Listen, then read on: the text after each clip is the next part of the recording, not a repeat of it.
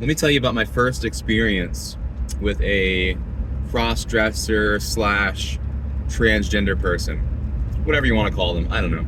But anyways, I went on a date with this girl about 10 years ago, and we met on Tinder. Picked her up from the pet store, and we were gonna go to the park and just hang out. And so I was like young and stupid, so I thought playing guitar at the park was like a really cool thing. Maybe at the time it was, I don't know, but that's what we did. So I had my guitar, we got to the park, I grabbed my shit, and we're walking out to go sit on a bench and just like talk and whatever. And I hear this voice come from one of the cars as I'm walking by, and I couldn't tell who it was. All you could see is a silhouette. And it wasn't a normal car, it was like a van. It was a big white van. And it's like a generic, or not generic, but a stereotypical thing that you think you'd see like a pedophile in. And so the window was like cracked a little bit, and all I could see was the silhouette of the person. And he's like, "Can I come hear you play?" I'm like, sure. I don't know what you're supposed to say to that. I'm like, sure. And so nothing else was said, and the window went whoop, like up a little bit. It just closed, and we kept walking. I'm like, I guess we're gonna have company. And so we sat down and started playing. And specifically, I was playing Neil Young, Old Man. And then this old man comes up, and you can see him come from like the distance, like from the darkness. It's like 12 o'clock in the morning or so. It's like late. Nobody else is at the park. It's just me and her and this fat old man. And as he comes into view, you can see he's wearing a little wig. It's like a little like gray, yellow wig. And he's wearing this tight, like short skirt dress thing. It looks ridiculous. He has this big fat gut. He's all wrinkly. He's got these little like little tiny shoes on. Like he's dressed like a big baby, basically. He's dressed like a big giant baby. And he comes up and he's like, "Can I come listen to you play?" I'm like, "Yeah, I guess. You're already here." And he's like, "Yeah, my name is I forgot his name. He's like Richard, but at night I masquerade as Lacey." I'm like, "Oh," I'm like, "That's cool." I'm like, "Yeah, if you can come listen to me play, I guess." And so I was playing Neil Young, Old Man, and this old man came and sat down next to us on the bench. And so just to give you an idea of how weird this looked, you have me and the way I look, and then you have this girl. I didn't realize this either. She was actually quite big, and I didn't know that, how big until I picked her up. So I intended on this being like a one-time deal, just to hang out, whatever. That's why we ended up at the park with me playing guitar. But we have, this really, rather big girl, and then you have this transgendered cross-dresser, 70-year-old man at the other end of the bench. And or maybe I was in the middle or something. I think I was in the middle, she was on the left, and he was on the right.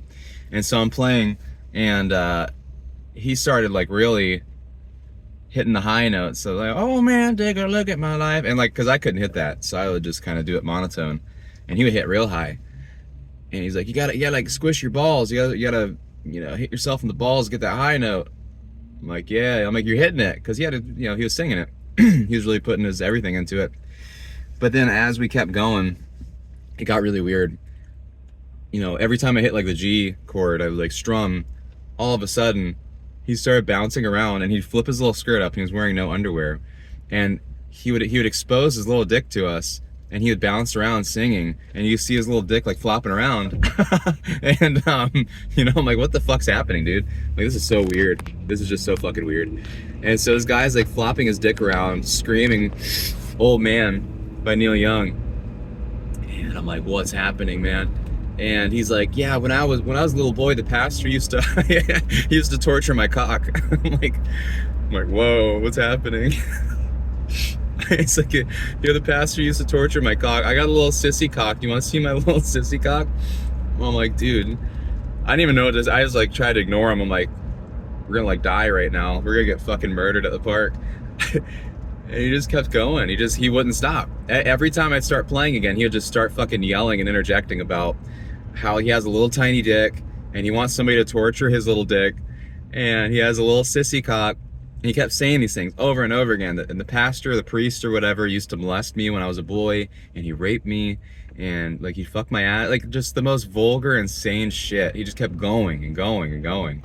until I stopped playing, and he's just like ranting. Like he's just going off about all this crazy bullshit about torturing his little dick, and it's so small, and he's like exposing his penis the whole time. And I'm like, I don't even know what to do right now. I'm like, this is like fucking crazy. Like, you know, I'm like 18, I don't got no gun or nothing. I don't know anything. I'm not even political at this point. I'm like, all I can do is just sit there and watch and look around like, what the fuck, man, you know?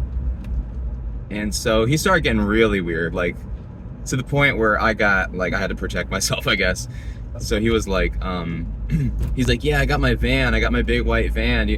I got Adderall. You guys want some Adderall? You want some amphetamines? We can get high, and you want to kidnap me and throw me in the back of my van and torture me and fuck me and rape me and stuff. He's like just saying this crazy shit. And at that point, when he said like kidnap and rape, I'm like, you need to get the fuck out of here, dude. I'm like a minute away from beating the fuck out of you with this guitar. Like, I'm gonna kill you with my guitar. I'm like, you gotta get the fuck out of here. You know, I started panicking because he started talking about like really like violent stuff. And so at that point, I guess he like realized, he's like, oh, okay. And then he looked at the girl that I had with me, and he's like, you're a fat fucking bitch anyways. and he stormed off and just ran off to his van and left. And there's an object on road ahead. Oh, thanks for interrupting me. That's cool. But yeah, that was that whole thing. That was my first experience with a transgender person, and also probably the craziest experience of my life. So me and the girl just like looked around, and she's like, what the fuck was that? I'm like, I don't know. that was something else. I'd never seen something like that in my life until I saw that person again. I haven't seen something like that in my life until I saw him again. He came, I don't know how. So he told me he worked at a flea market a city over. So that was that. But somehow he found me working in the city over where I'm at Walmart, because I used to work at Walmart. So he came in his dress, pushing a shopping cart around, dressed exactly the same as Lacey specifically. And he saw me. I'm like, oh fuck. So, you know, I go to the back. I was on serious drugs at this point, okay? I was a mess as a person. I went to the back crying. I'm like, I had so much going, there were so many things going on, and like my brain couldn't take it.